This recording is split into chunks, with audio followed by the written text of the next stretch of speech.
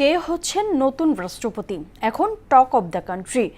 রাষ্ট্রপতি মোহাম্মদ শাহাবুদ্দিনের পদত্যাগের পর শুরু হয়েছে নতুন রাষ্ট্রপতি নির্বাচনের প্রক্রিয়া। সংবিধান অনুযায়ী ৯০ দিনের মধ্যেই নির্বাচন করতে হবে। আলোচনায় আছেন হাফ ডজন হেভি ওয়েট প্রার্থী। শামীমুজ্জামান চৌধুরীর রিপোর্ট। বঙ্গভবনের দরজা এখন অপেক্ষায় দেশের ২৩তম রাষ্ট্রপতি মোহাম্মদ শাহাবুদ্দিনের পদত্যাগের পর ভারপ্রাপ্ত রাষ্ট্রপতির দায়িত্ব পালন করছেন জাতীয় সংসদের স্পিকার হাফিজ উদ্দিন আহমেদ। নতুন রাষ্ট্রপতি নির্বাচিত না হওয়া পর্যন্ত তিনিই পালন করবেন এ দায়িত্ব।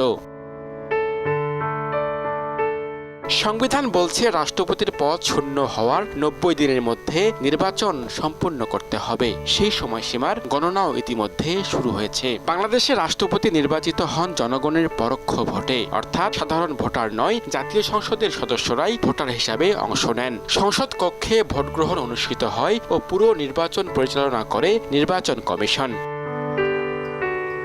সংসদে ৩৫০ সদস্যের মধ্যে বিএনপিরই রয়েছে ২৪৭ জন। ২/৩ বেশি আসন থাকায় দলটি যাকে রাষ্ট্রপতি পদে মনোনয়ন দেবে তারা নির্বাচিত হওয়ার সম্ভাবনাই সবচেয়ে বেশি। এ কারণেই রাজনৈতিক অঙ্গনে আলোচনা, নতুন রাষ্ট্রপতি হয়তো বিনা প্রতিদ্বন্দ্বিতায় নির্বাচিত হতে পারেন।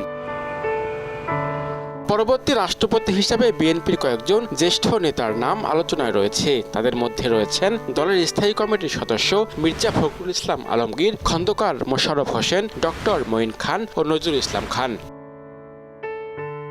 এছাড়া সাবেক আমলা ও সাবেক প্রধান বিচারপতিদের নামও ঘুরে ফিরছে রাজনৈতিক আলোচনায়। তবে আনুষ্ঠানিকভাবে এখনো কোনো প্রার্থীর নাম ঘোষণা করেনি বিএনপি। রাষ্ট্রপতি সাংবিধানিকভাবে রাষ্ট্রের প্রধান হলেও নির্বাহী ক্ষমতা প্রয়োগের ক্ষেত্রে প্রধানমন্ত্রীর পরামর্শ অনুযায়ী অধিকাংশ দায়িত্ব পালন করেন। তবুও রাষ্ট্রের সর্বোচ্চ সাংবিধানিক পদে কে আসছেন তা নিয়ে রাজনৈতিক অঙ্গনে কৌতূহল এখন তুঙ্গে। শামীমুজ্জামান চৌধুরী, মোহনা সংবাদ।